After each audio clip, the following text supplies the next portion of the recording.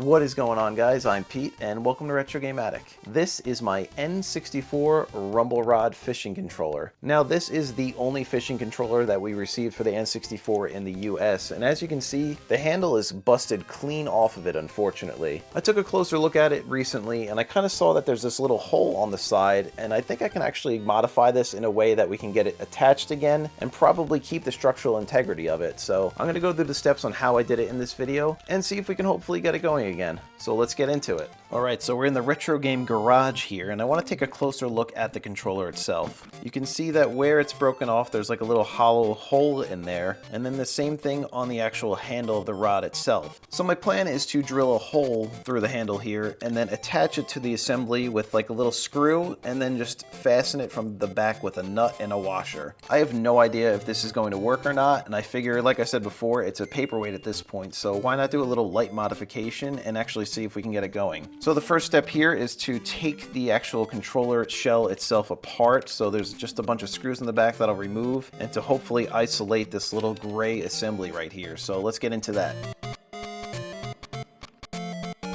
Alright, now that we have those 4 screws removed, let's see if we can get the casing separated.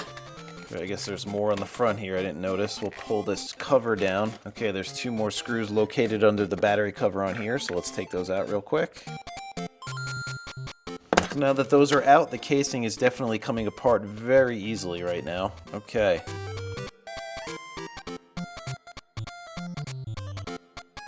Alright, so that came out really easily. And you can see when you twist it from the back over here, that whole little assembly turns. I'm just going to remove this piece from the back of it just so I can see what's going on behind there.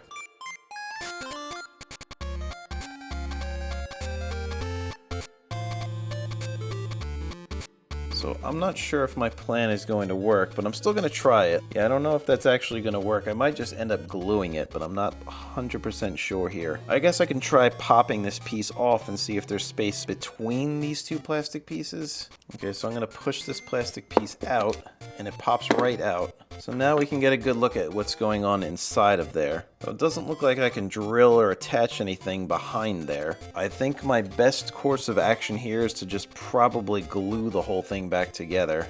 But I'll leave this separated. I'm going to glue the handle piece on and just pray that it holds at this point, I guess. Okay, so that looks like that's probably how it's held on. It looks like pretty even right there. So I'm going to take a Sharpie and just mark where it is, just so I have a point of reference so I'm not searching around. So now we can kind of line it up when we try to put it back. So definitely a change of plans. We're just going to take some Gorilla Glue and then just glue it back together and kind of hope for the best here. I don't think drilling it is the best idea because of this whole assembly behind there. So let's break out the glue, we'll glue it back together, and we'll check back in about 24 hours or so. We'll reassemble it, and then hopefully it can stay together. So this is the glue that I'm going to use. It's just Gorilla Super Glue, and I find that it works really well in gluing plastic pieces together. It adheres pretty well, and I don't think I've really broken anything yet that I've used this on. So let's pop this into the vise, we'll glue it, and then we'll check back in about a day or so, and we'll get this thing put back together. Okay, now that that is held pretty good together in place. And like I said before, I'm just going to line up those 2 little red marks on here so it goes back together how it came out of the factory, so that looks pretty good. So let's glob some Gorilla Glue on here and see if it actually works. I'm being pretty liberal with it. Like I said, we'll line up those 2 red dots that we made. That's kind of it at this point. I'm gonna hold it in place for a little while, make sure it sets in, and let's check back in 24 hours and see how we did. 24 hours later. So we are back 24 hours later, and it seems like it dried pretty well. It looks like it's holding up, so let's take this out and give it a closer look. I'm kind of moving it, I'm giving it a little bit of force, and it seems to be holding up pretty well. So I think this actually might work out. Let's get it back into the fishing controller, we'll get everything reassembled, and then we'll pop it into our N64 and test it out.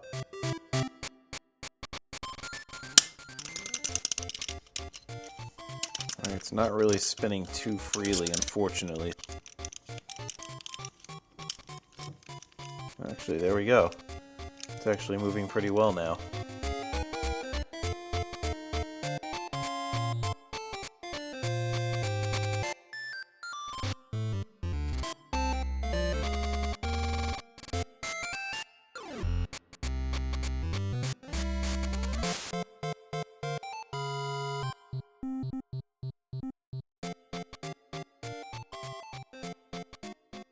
Alright, so we got this all put back together pretty nicely. The handle seems to be spinning pretty freely without any issue. It seems to be held on pretty well.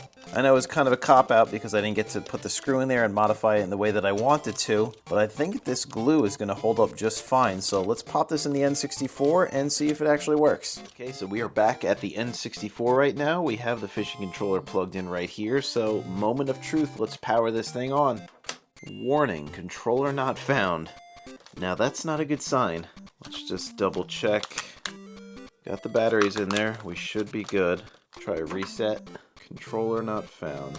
Let me swap out the batteries and see if that helps. We have new fresh batteries in here. Let's power it off and turn it back on.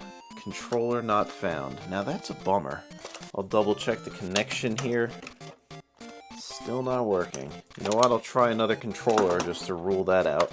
And that works. So it's definitely the controller itself, so we ruled that out at least. Let's try it one more time.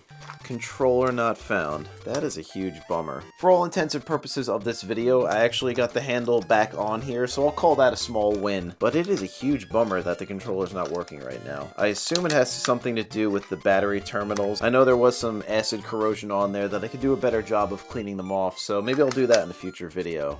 So that was kind of a bummer. The N64 was not detecting the controller at all. Like I said before, there was some corrosion on the battery terminals, so I think I need to do a more thorough job of taking this thing apart and maybe desoldering the contacts to more effectively clean them. And I'll definitely do that in a follow-up video because I want to get this thing going again, not only because it's rare, it's actually pretty cool. Regardless though, I'll take it as a small win that we actually got the handle piece going again, and it seems to be working just like it did right out of the box. I'm going to do my best to fix this thing, but if for some reason I can't, I'm happy I did get the handle attached because it is a cool shelf piece or a cool display piece, and worst comes to worst, I could probably just use it for parts. So what did you guys think? Are you happy with the handle piece result? Would you have a different course of action for cleaning the battery terminals, or have some sort of other suggestion I should look into for this? Either way, please be sure to let me know in the comments.